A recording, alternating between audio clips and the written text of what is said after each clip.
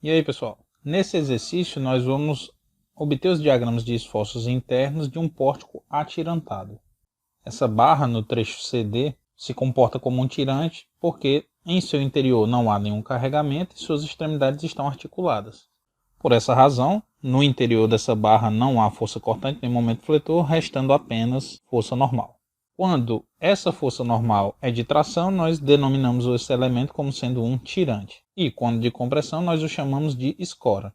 Se nós olharmos apenas para as reações externas e aplicarmos as condições necessárias de equilíbrio, nós podemos ter a falsa impressão que essa estrutura é hipostática. Afinal, nós temos aqui uma reação VA, uma reação VB e uma reação HA. Isto é, 3 reações externas. E além das 3 condições de equilíbrio no plano, nós temos uma quarta condição, que é de que o momento no ponto F tem que ser igual a zero, já que neste ponto existe uma rótula. Isto é, nesse problema nós temos 4 condições de equilíbrio e apenas 3 incógnitas externas, que são essas reações de apoio. Lembrando que a existência dessas duas rótulas é o que faz com que a força cortante e o momento fletor sejam nulos, ou seja, essas duas incógnitas internas têm seu valor conhecido. Então, externamente, nós temos 3 incógnitas e aplicando as 3 condições de equilíbrio do plano já seria o suficiente para a gente obter todas as reações externas. Mas a existência dessa rótula, pessoal, ela é necessária para que a gente consiga obter todas as incógnitas internas. Lembrando que os esforços secionais eles são reações internas da estrutura. E por essa razão, nós os obtemos aplicando as condições de equilíbrio. Supondo que eu quisesse obter os esforços internos na barra EF. Para tanto, eu iria efetuar uma seção aqui em uma posição qualquer. Se eu secionar só a barra EF, eu não consigo dividir a estrutura em 2 partes, porque os elementos estarão ligados pelo tirante CD. Portanto, a seção teria que ser feita na estrutura inteira. Consequentemente, nós teríamos nessa barra uma força normal, uma força cortante e um momento fletor, 3 incógnitas, e no tirante, por estar articulado na sua extremidade, eu só teria força normal. Dessa maneira, nós temos, nessa seção, 4 incógnitas internas. Isto é, para que eu consiga obter todos esses esforços internos, eu preciso, na verdade, ter 4 condições de equilíbrio. Para que nós possamos recair nos problemas que já temos o hábito de trabalhar, a gente pode interpretar esse tirante como se fosse uma espécie de reação de apoio. Ou seja, a gente pode secionar o tirante e substituir pela força normal, que eu vou chamar aqui de T, que será desenvolvida em seu interior.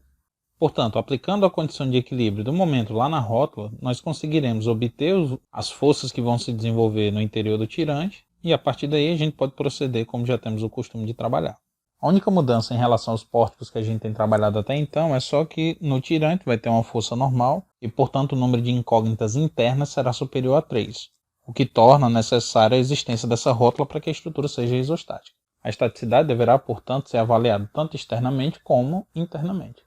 Se nós tivermos, por exemplo, um pórtico de múltiplos pavimentos, cujas barras estão ligadas rigidamente, nós poderíamos avaliar externamente e dizer, ora, essa estrutura é isostática. Afinal, nós temos 3 reações de apoio e 3 condições de equilíbrio no plano. Contudo, se fizermos uma seção na peça, nós vamos ver que em cada barra dessa existe uma força normal, uma força cortante e um momento fletor.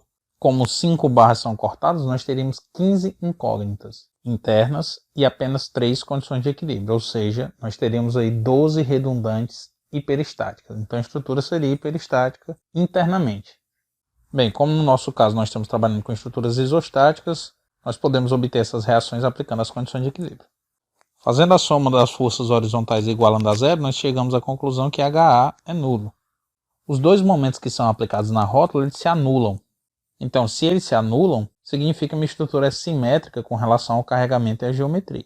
Dessa maneira, eu posso dizer que VA é igual a VB, que é igual a metade desse carregamento. Então, a resultante da carga vai ser 2 vezes 4, ou seja, 8. Dividido por 2, cada um desses apoios recebe 4 toneladas de força. É óbvio que nós chegaríamos à mesma conclusão se aplicássemos o somatório das forças verticais igual a zero e o somatório dos momentos em relação a qualquer ponto da estrutura igual a zero também. Bem, agora eu vou secionar a estrutura no ponto F, isto é, na rótula, e os momentos gerados nesse ponto tem que ser igual a zero. Então, secionando aqui a estrutura, a gente também vai acabar secionando a barra CD, ou seja, o tirante. E a partir daí a gente vai ter como obter a força que é desenvolvida nesse elemento. Logo, fazendo o momento na rótula, né, isto é, o momento no ponto F igual a zero, nós teremos que 4 toneladas vezes metro, no sentido anti-horário, que eu estou tomando como positivo, menos T vezes 2 tem que ser igual a 0.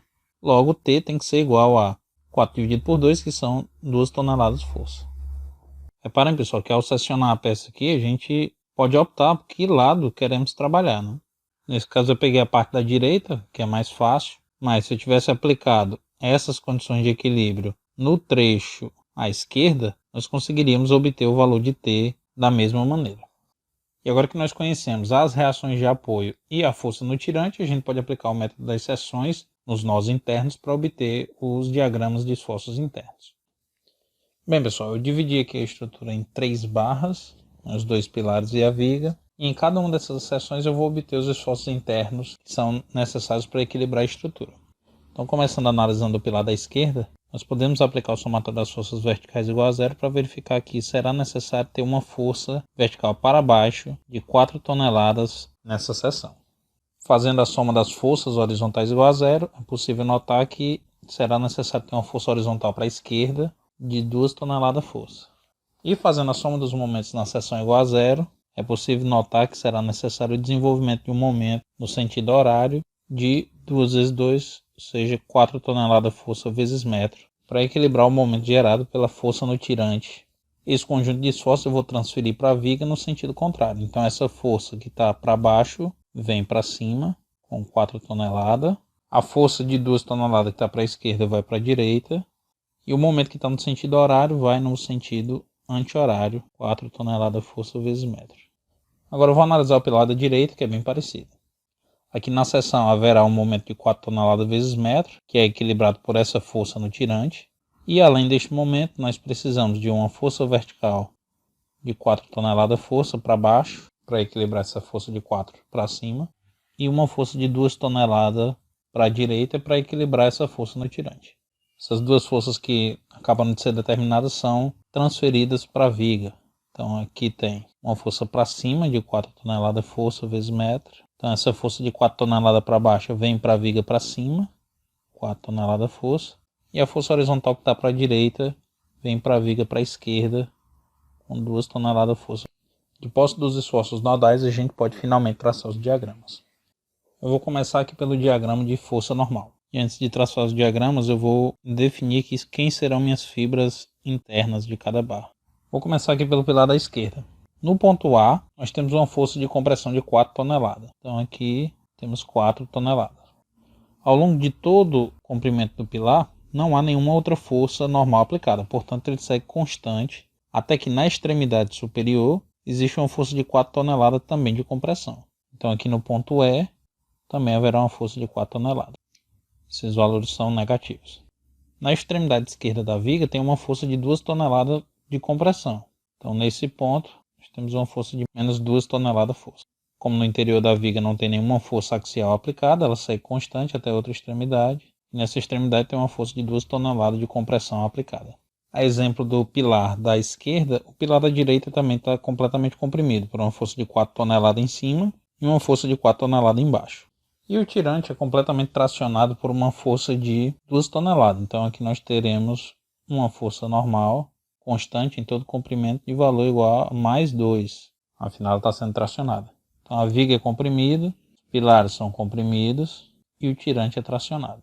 Finalizado o diagrama de esforço normal, nós podemos ir para o diagrama de esforço cortante. No ponto A, não há força cortante à barra, né? Então nesse ponto a força cortante é 0. Entre o ponto A e o ponto C não há nenhum carregamento cortante, então o diagrama segue constante com valor nulo, até que no ponto C há uma força concentrada de 2 toneladas que gera uma cortante negativa, né? Ele causa um salto para baixo no diagrama e provoca em relação à outra extremidade uma rotação no sentido anti-horário. Então nesse ponto há uma força cortante de menos 2 toneladas. Essa força cortante vai seguir constante ao longo do trecho CE, porque nessa região não tem nenhuma força transversal à barra. E nessa extremidade o diagrama é fechado. Nessa extremidade o diagrama é fechado devido à existência da força de 2 toneladas para a esquerda, que causa um salto para cima. Então, aqui também tem menos 2. Agora olhando para a viga, nós temos uma força de 4 toneladas para cima, que vai gerar um salto positivo de 4 toneladas na força cortante. Na outra extremidade da viga, nós temos uma força de 4 toneladas para cima, gerando a distorção do sentido anti-horário em relação à outra extremidade. que é dessa maneira negativa. Então aqui nós temos uma força cortante de menos 4 toneladas. Como no interior do elemento há uma carga uniforme distribuída, nós ligamos esses dois pontos por uma reta. No ponto F, há uma força transversal à barra, ou seja, uma força cortante de 2 toneladas, que gera um salto para cima, então é um salto positivo no diagrama. Então nesse ponto nós temos uma força cortante de 2 toneladas positiva. Essa força seguirá constante até o ponto D, afinal não há nenhum carregamento transversal à barra nesse trecho, e nesse ponto a força transversal de 2 toneladas irá fechar o diagrama. E nesse ponto a força transversal de 2 toneladas do tirante irá fechar o diagrama. Entre os trechos D e B não há nenhuma força cortante, e no tirante, como eu já falei desde o começo do problema, força cortante e momento fletor são nulos. Então agora que nós temos o diagrama de força cortante, nós podemos traçar o diagrama de momento fletor. Bem, o momento fletor nas extremidades é nulo, e no trecho AC, bem como no trecho BD, ele permanece nulo devido à inexistência de carregamento transversal, e culminou também, é claro, na inexistência de força cortante. Então, nesse ponto aqui, o momento fletor é zero, assim como nesse outro ponto. Lembrando que o momento fletor é zero nos pontos C, no pilar, mas isso não decorre da existência da rótula. A rótula assegura que o momento seja nulo no tirante. Eu poderia sim ter momento fletor diferente de zero aqui no pilar, se, é claro, nesse trecho, bem como nesse, houvesse algum carregamento transversal que gerasse o momento. No ponto E, existe um momento de 4 toneladas vezes metro, que gera uma flexão negativa, né? Ele tende a curvar o trecho nesse sentido aqui. Portanto, nesse ponto, nós temos um momento de menos 4 toneladas vezes metro. Consequentemente, na viga, que é o mesmo ponto, também temos um momento de menos 4 toneladas vezes metro. Na extremidade direita, existe um momento fletor aplicado de 4 toneladas vezes metro, que age um pouquinho antes da rótula. Então, o momento na rótula ele é zero. Mas, em uma seção imediatamente antes desse ponto, nós temos um momento concentrado de 4 toneladas vezes metro, que gera na viga uma flexão negativa. Então, na vizinhança da rótula, existirá um momento de menos 4. De modo análogo, existe um momento de 4 toneladas vezes metro, também gerando uma flexão negativa, aplicado na vizinhança da rótula, só que numa seção presente no pilar.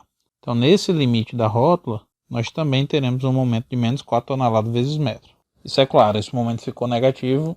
É claro, esse sinal ficou negativo porque a gente adotou que a parte esquerda da barra é a sua parte interna. Agora que eu identifiquei os momentos em todos os nós, eu posso ir ligando o menos 4 até o zero por uma reta, dos dois lados.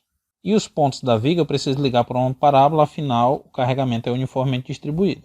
E para identificar o valor do momento máximo, a gente precisa lembrar do diagrama de força cortante.